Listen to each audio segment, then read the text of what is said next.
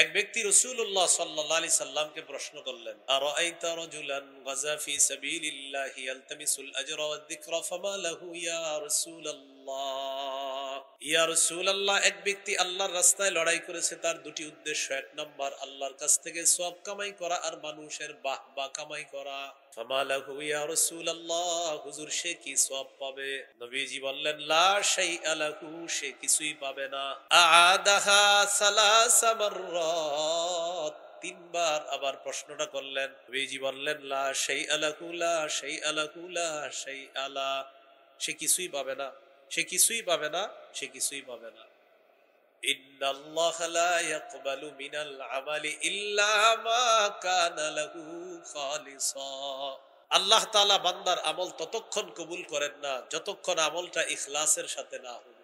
আমল ইখলাসের সাথে না করা পর্যন্ত সে আমল আল্লাহ তাআলা কবুল করেন না। তো এক ব্যক্তি জিহাদ করছে, তার নিয়ত হলো সওয়াব কামাই করা, বাহবা কামাই করা। জিহাদের নিয়ত আসেনি সবার। জিহাদের নিয়ত না থাকলে মুনাফিকি মৃত্যু হবে। কি মৃত্যু হবে? মুনাফিকি মৃত্যু।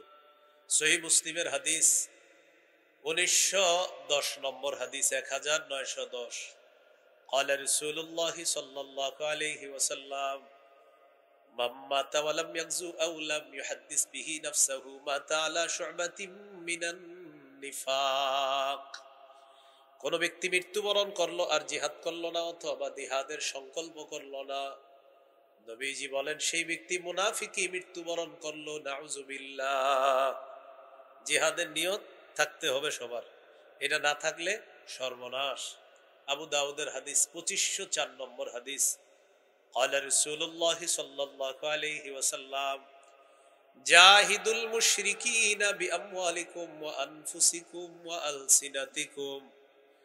নবীজি বলেন, তোমরা মুশরিকদের বিরুদ্ধে লড়াই করো তোমাদের সম্পদ দিয়ে, তোমাদের জান দিয়ে আর তোমাদের জবান দিয়ে। আমরা 90 ভাগের বেশি মুসলমান। আমাদের এই দেশে এখন আকার ইঙ্গিতে বোঝা যাচ্ছে মুশরিকরা আমাদের উপর আধিপত্য বিস্তার করতে চায়। তাও গুটি কিছু মুশরিক আমাদের উপর আধিপত্য বিস্তার করতে চায়। হ্যাঁ, এটার কারণ আমরা নিজেরাও, কারণ আমরা এক তাগুত ছাড়ি আরেক তাগুত ধরি, তাই আমাদের ভাগ্যের পরিবর্তন হয় না। বৃষ্টি থেকে বাঁচার জন্য বারবার ঝর্ণার নিচে এসে দাঁড়াই, তাহলে বলেন কিভাবে আমাদের ভাগ্যের পরিবর্তন হবে? এক তাগুত ধরি আর একটা ছাড়ি। আমাদের অভিভাবক আল্লাহ, কাফেরদের অভিভাবক শয়তান। সূরা বাকারার 257 নম্বর আয়াতে আল্লাহ বলেন, আল্লাহু ওয়ালিয়ুল্লাযীনা আমানু, যারা ঈমানদার তাদের অভিভাবক হলেন আল্লাহ। বলেন, ঈমানদারদের অভিভাবক কে? আল্লাহ। আল্লাহ। কিন্তু আমরা অভিভাবক বানাই কাদেরকে? এমন মানুষকে বানাই যারা নিজেদের দেশে 47 জন প্রেসিডেন্টকে তারা কোনো একজনকেও মহিলা বানায় না, কিন্তু অন্যান্য দেশের উপর প্রধান মহিলা বানায়া দিয়া তারা আমাদেরকে গোলামের জিনজিরের মধ্যে আবদ্ধ করে আমাদেরকে এই বছরের পর বছর নাচায়, আর আমরাও নাচতে থাকি, ভাগ্যের পরিবর্তন হয়। এক তাগুত ছাড়ি আর একটাকে ধরি। এই জন্য আল্লাহর কাছে দোয়া করবেন, এই দেশে যেন আর কোনোদিন নারী শাসক কোনোদিনও ক্ষমতায় না আসে। সহিহ বুখারীর বর্ণনা, قال رسول الله صلى الله عليه وسلم لا يفلح قوم ولوا امرهم امرأة। নবীজি বলেন, ওই জাতি কিছুতেই সফল হবে না যেই জাতি তাদের নেতৃত্বে কোন নারীকে বসায় দেয়। নারী প্রধান যেই দেশে নেতৃত্বে প্রধান হবে নারী, তারা কখনো সফল হবে না। এটা দোয়া করবেন, আল্লাহর কাছে দোয়া করে বলবেন, আল্লাহ এই দেশে শরিয়া আইন চাই। কি আইন? বলেন, শরিয়া আইন চায় না তারা? বলেন, কোন না কোন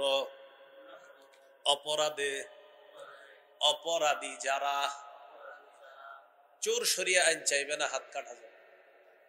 ধর্ষক শরিয়া আইন চাইবে না, তাকে পাথর মেরে হত্যা করা হবে। এই জন্য চুরির বিচার যদি শরিয়া আইনে করা হয়, আমাদের দেশে যে পরিমাণ চুরি হয়েছে বিগত দিনের, শুধু চুরির বিচার করতে করতে হাইকোর্ট সুপ্রিম কোর্টের হায়াত শেষ হয়ে যাবে। তো বলছিলাম, এটা আমাদের অবস্থা। মুশরিকদের বিরুদ্ধে লড়াই করতে রাসূল বলেছেন, মুশরিকরা আমাদের উপর আধিপত্য বিস্তার করতে চায়, জিহাদ করতে হবে সম্পদ দিয়ে, জান দিয়ে এবং জবান দিয়ে। জিহাদের মানসিকতা লালন ধারণ পালন করার তৌফিক দান করেন। জিহাদ ফরজ হবে, আমাদের দেশের বিজ্ঞ মুফতি সাহেবরা যখন ফতুয়া দিবে তখন জিহাদ ফরজ হবে। এই জন্য ইখলাসের সাথে জিহাদের নিয়ত রাখা, ইখলাসের সাথে শহীদ হওয়ার নিয়ত রাখা। শহীদ হওয়ার নিয়ত আসেনি? আপনি এলাকা থেকে আল্লাহকে যদি বলেন, আল্লাহ আমি চান্দুলিয়া হেমায়তপুর থেকে আমি নিয়ত করছি আমি শহীদ হব, আপনি যদি সুযোগ করে দেন, পাক্কা নিয়ত যদি হয়। সহিহ মুসলিমের হাদিস 1909 নম্বর হাদিস, قال رسول الله صلى الله عليه وسلم من سأل الله الشهادة بصدق بلغه الله منازل الشهداء وإن مات على فراشه।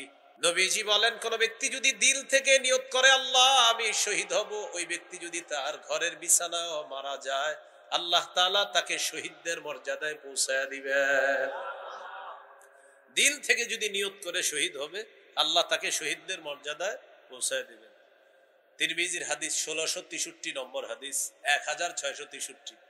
قال رسول الله صلى الله عليه وسلم للشهيد عند الله 6 خصال। আল্লাহর কাছে শহীদের 6টা মর্যাদা। বলেন কয়টা? 1 নম্বর, ইউগফারু লাহু ফি আউয়ালি দাফাতিন ওয়া ইউরা মাকআদুহু মিনাল জান্নাহ। শহীদ যখন শহীদ হয়, তার শরীরের প্রথম রক্তের যে ফোঁটাটা পড়ে, আগের সবগুলা গুনাহ মাফ হয়, সাথে সাথে তাকে জান্নাতের আসনটা দেখানো হয়। এটা 1 নাম্বার। 2 নাম্বার, ওয়ায়ুজারু মিন আযাবিল কবরি। শহীদকে আমরা কবরের মধ্যে দাফন করব। নবীজি বলেন, ইউজারু ইউজারু ইউজারু মিন আযাবিল কবরি, শহীদকে কবরের আযাব থেকে রক্ষা করা হবে। 3 নাম্বার, ওয়ায়ামানু মিনাল ফাজাইল আকবারি, কিয়ামতের ময়দানের বিভীষিকাময় মুহূর্ত, জাহান্নামের আযাব থেকে শহীদ নিরাপত্তা লাভ করবে।